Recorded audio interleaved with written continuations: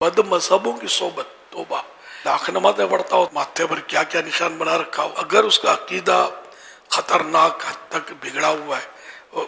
بدعقیدہ ہوتا ہی بگڑے ہوئے عقیدے کا نام. کوئی بگاڑ جو ہوتا ہے وہ کفر نہیں ہوتا، کوئی بگاڑ کفر ہوتا ہے عقیدے کا. کچھ ایسے ہوتے ہیں کہ جو صرف اس طرح کے ان کے عقیدے ہوتے ہیں کہ کفر میں وہ پہنچے نہیں ہوتے، تاہم ان کی صحبت بھی ہے تو ایمان کے لیے زہر قاتل، خطرناک ہے. یہ آتا ہو تو بندہ گلی بدل دے.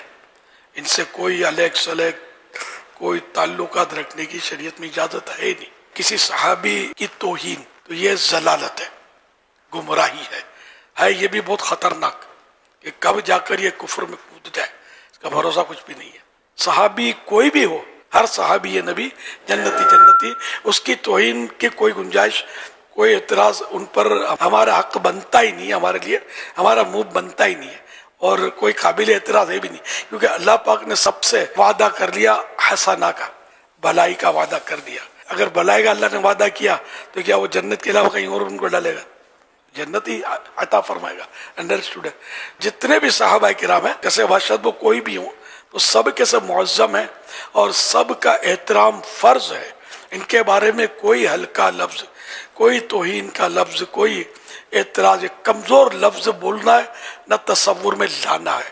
یہ سب ہمارے آقا ہے. اللہ پاک کے پیارے میرے آخری نبی صلی اللہ علیہ وسلم نے ارشاد فرمایا، اللہ پاک جب کسی بندے سے بھلائی کا ارادہ فرماتا ہے تو اس کے دل میں میرے تمام اصحاب کی محبت کو ڈال دیتا ہے. اتنا بڑا کرم ہے اللہ پاک کا ہم غلامان صحابہ والے بیت پر کہ ہمارے دل میں محبت ڈالی ہے اسی رب نے.